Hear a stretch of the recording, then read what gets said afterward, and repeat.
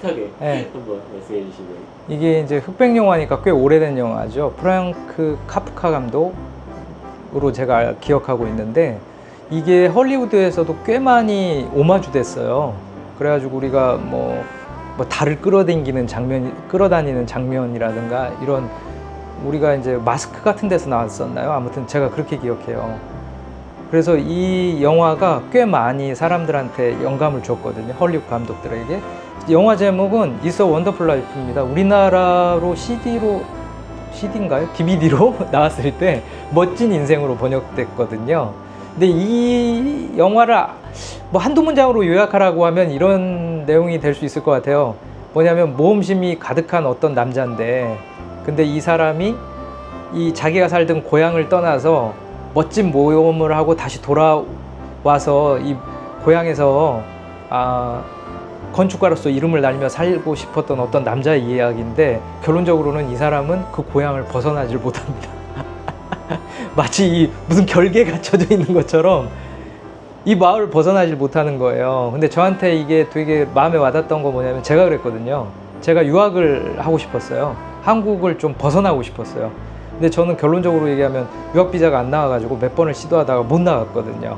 그러니까 제가 감정이 많이 이입이 됐었죠. 그리고 이 영화를 볼 때가 마침 제가 유학이 안 돼서 포기하고 제가 이제 일을 시작하고 나서 한 2, 3년 지났을 때였거든요. 그래서 저는 호시탐탐 다시 한번 한국을 벗어나서 미국으로 좀 가고 싶어 하는 시점이었어요. 그러다 보니까 저는 이 조지 베일리라는 주인공, 자기가 살던 그 베드폴드를 벗어나고 싶어 했던 이 주인공의 삶이 제 삶처럼 느껴졌어요. 이게 동일시라고 그러죠. 남의 얘기 같지가 않게 느껴졌거든요. 근데 이제 이 조지 베일리라는 사람은 착한 사람이에요. 뭐냐면 아버지도 착해요. 그래서 아버지가 어떤 분이냐면, 이게 그런 기금이라고 할까요? 론을 조성을 해가지고 그 사람들, 가난한 사람들이 이제 집을 지어주는 거예요. 그런 일을 했습니다. 근데 이제 이 조지 베일리는 뭐 그런 아버지도 존경하고, 또 동생도 있었는데 막 동생도 굉장히 좋은 그 동생이고, 이렇게 다복한 가정에서 살았어요. 그래서 조지 베일리는 이제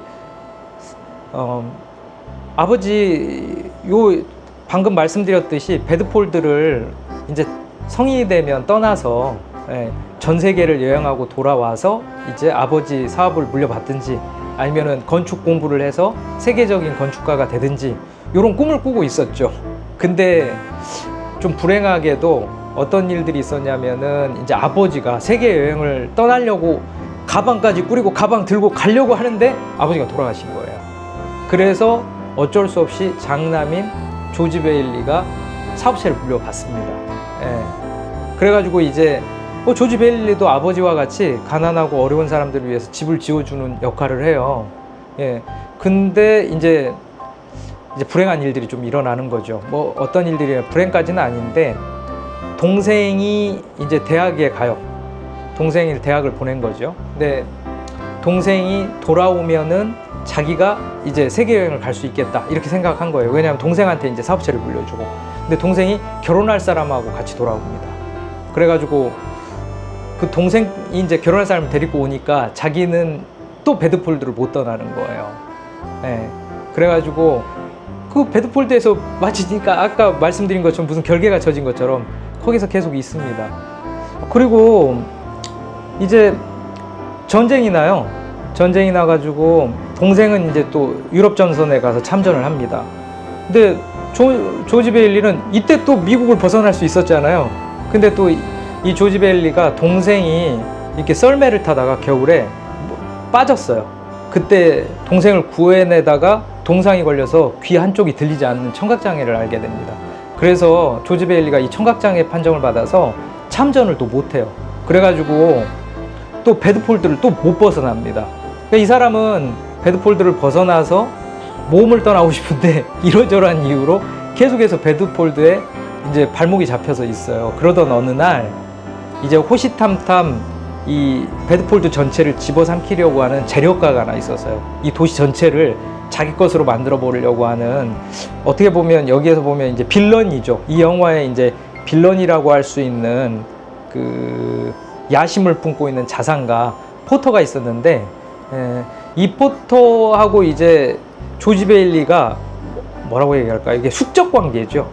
근데 사람들이 이 집을 이제 짓기 위해서 그 조지 베일리가 운영하는 회사에다가 어떤 자금을 예탁해 놓은 게 있었는데, 이거를 이제 은행에 가가지고 맡기려고 할 때 이때 삼촌, 빌리 삼촌이라는 분이 이걸 잃어버려요. 근데 이 돈이 누구한테 들어가게 되냐면 포터의 손으로 우연찮게 들어가게 됩니다.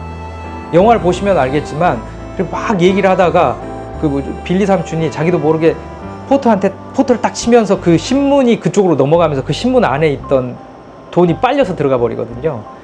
근데 아무리 찾아도 그 돈이 없는 거예요. 근데 그 돈이 없으면 어떻게 되냐면 이 회사가 파산할 뿐만 아니라 조지 베일리도 감옥에 가는 거예요. 왜냐하면 공금을 이제 잃어버렸는데, 그거 잃어버렸다라고 하지만 그걸 횡령한지 누가 알겠어요. 그러니까 이 사람은 이제 그냥 인생의 위기에 처한 거예요. 그래가지고 이 사람이 이제 막 자기는 이때까지 사람들을 위해서 그렇게 헌신하고 돕고 착하게 살아왔는데, 가족들을 위해서, 마을 사람들을 위해서 살아왔는데, 이제 인생이 그 한순간에 뭐라고 할까요?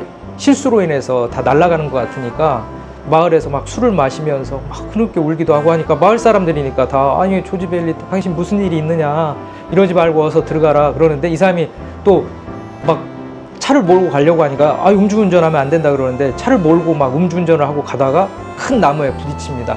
그러다가 이제 차에서 내려서 보니까 이 다리가 있는 거예요. 그래서 자기 이제 양복 주머니에 손을 넣어보니까 보험 증서가 있어요. 그래서 나 하나 희생해서 우리 가족들 그래도 이 보험금이라도 타게 해야 되겠다 그래가지고 다리에서 뛰어들려고 하는 찰나에 사람들이 조지 베일리가 그렇게 선한 일들을 많이 했으니까 기도를 하는 거예요. 그 영화의 첫 장면에 그게 나옵니다. 조지 베일리가 어려움에 처했다는 소식을 듣고 마을 사람들이 조지 베일리를 위해서 기도해 주니까 이제 하나님이 천사를 보내는 겁니다. 클라런스라는 천사를 보내가지고 이 조지 베일리를 도와주려고 하는데, 어떻게 도와줄까 하다가 조지 베일리가 뛰어들려고 하니까, 물에 뛰어들려고 하니까 클러런스가 자신이 먼저 뛰어들어요.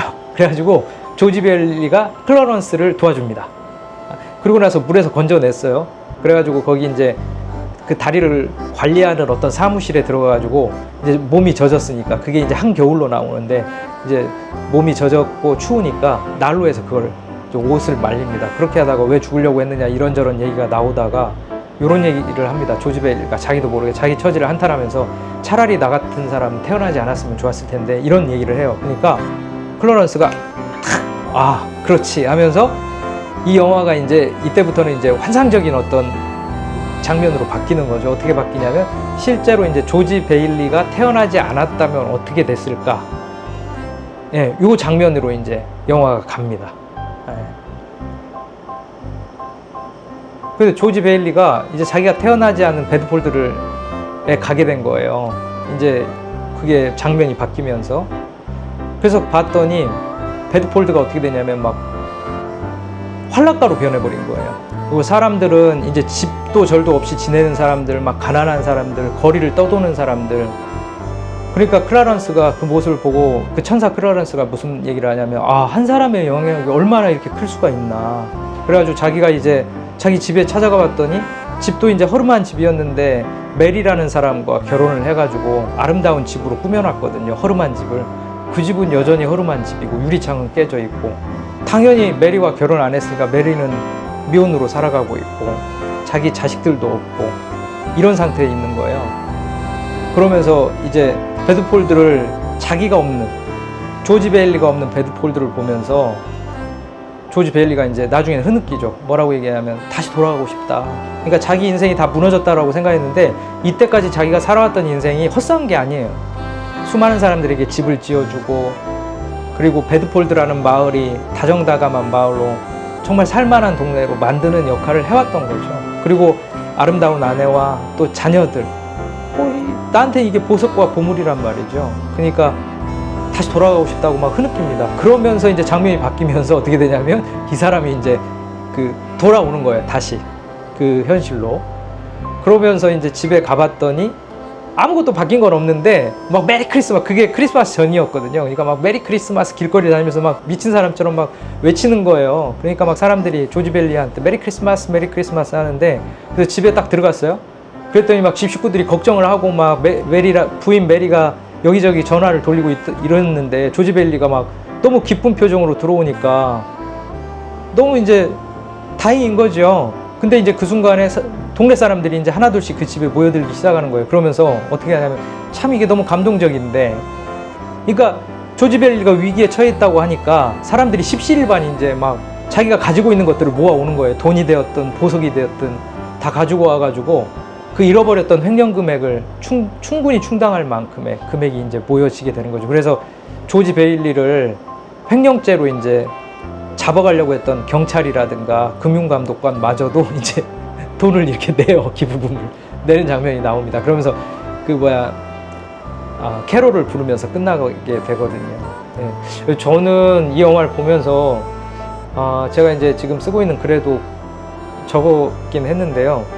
이 영화가 그 워크샵에서 끝났는데 지금도 눈에 선해요. 진짜 사람들이 이제 소리내서 울지를 못하는 거예요. 그래가지고 꺼이꺼이 소리가 나는 거예요. 막 울음을 참느냐고.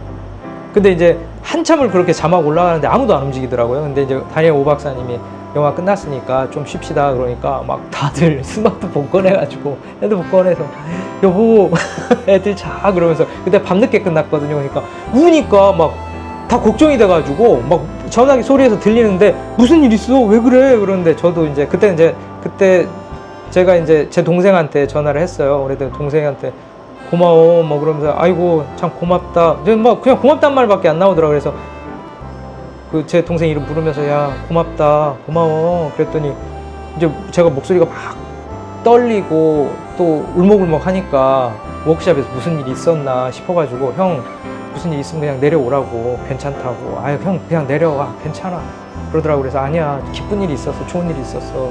제가 그러면서 이제 제가 참 남자들끼리 제 동생 남자인데 남자들끼리 이제 사랑한단 말 야 이게 죽어도 못할 것 같다는 생각했는데 제가 사랑해 그랬더니 이제 이럴 수 있잖아요. 근데 목소리가 심상치 않으니까 제 동생도 누구야 제 동생 이름이 찬영인데 찬영아 사랑해 그랬더니 제 동생도 이제 형 사랑해 이게 이러더라고요. 예, 그런 제가 기억이 지금도 아주 선명하게 떠오르네요.